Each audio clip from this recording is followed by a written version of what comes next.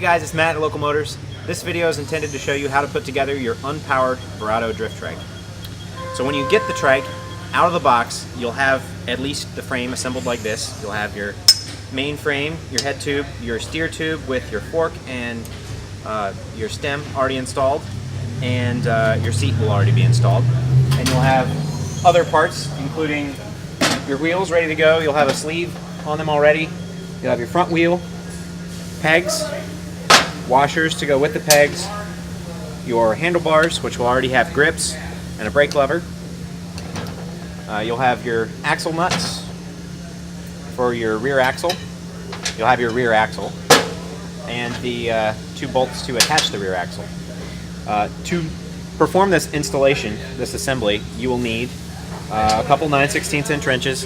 For this demo, I'm going to use one traditional box-in wrench and a snap-on impact gun, because we're getting serious here. And you will need a 4mm Allen key, and then to put on your axle nuts, you'll need a 15/16 deep well socket. You'll probably need an extension as well. So to start off, we're going to go ahead and throw the rear axle on. So the rear axle really just slots right in to the main frame. It could be a little tight.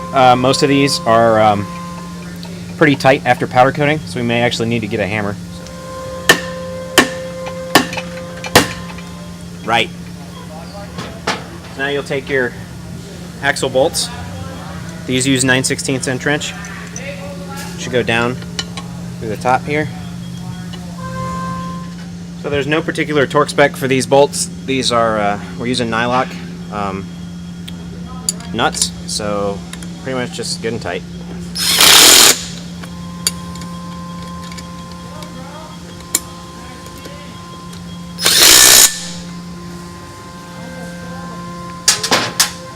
Next thing you want to do is go ahead and put your wheels on.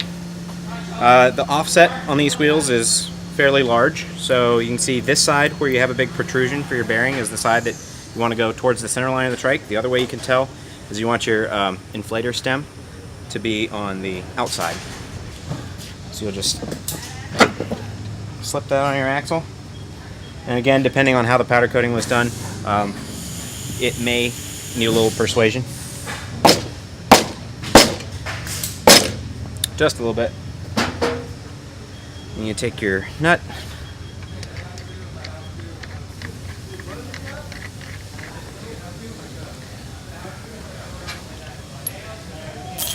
and so what you want to do is you want to tighten this down basically as tight as you can get it, and then back off a little bit. So I'll show you why. When you get it to a certain point, you can't rotate the wheel anymore. You're overloading your bearing, so you got to back it off to the point where the wheel actually turns freely, but you can't wobble it back or forth. So the wheel's on there securely, it's not moving at all, but it still spins freely. So that's about what you want.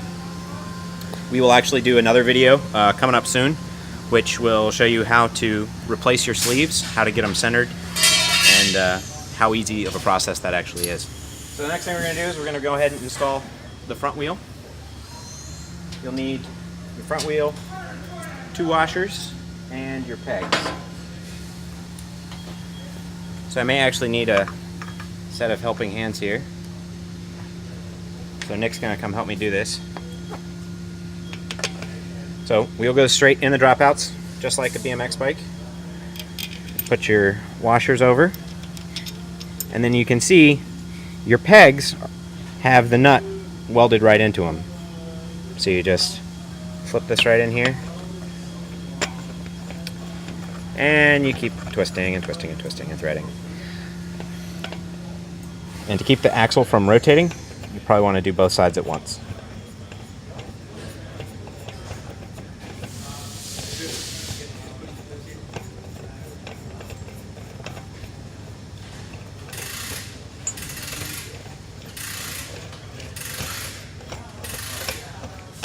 So you want to make sure that your wheel is good and straight, not cocked to one side, and really crank these down.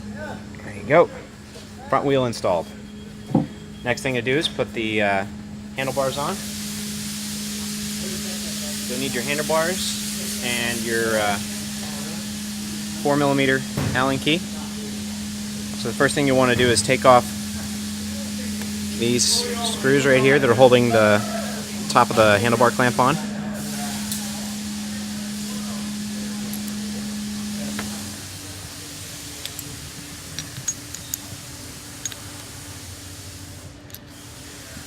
So you don't need to worry so much right away with the actual position of the handlebars. You just want to get all your screws started.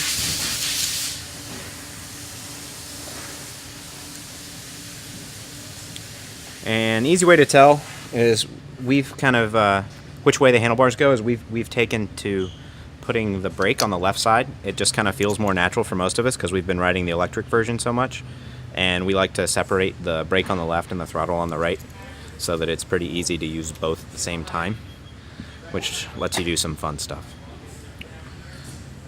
Shameless plug for the powered version.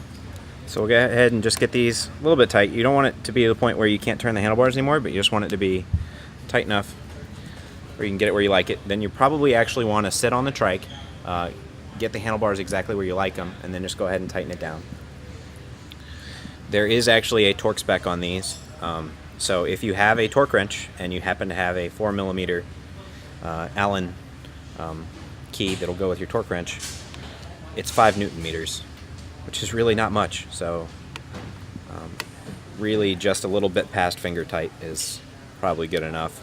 You don't want your handlebars to be able to rotate, because if they rotate, you'll actually strip out the spline that holds it in place against the clamp. So you don't want it too loose, but you don't want it too tight either, because then you'll strip out your stem. You don't want to do that.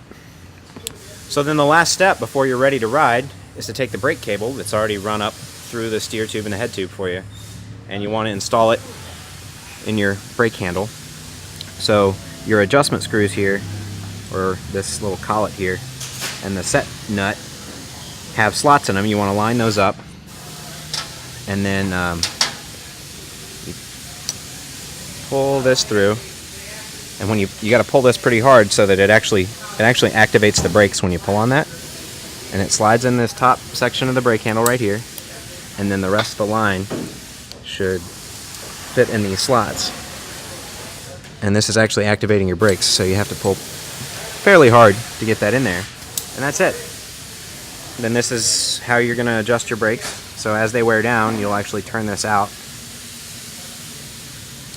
and then turn your set screw back in to keep the brake feel where you like it as you wear down the pads.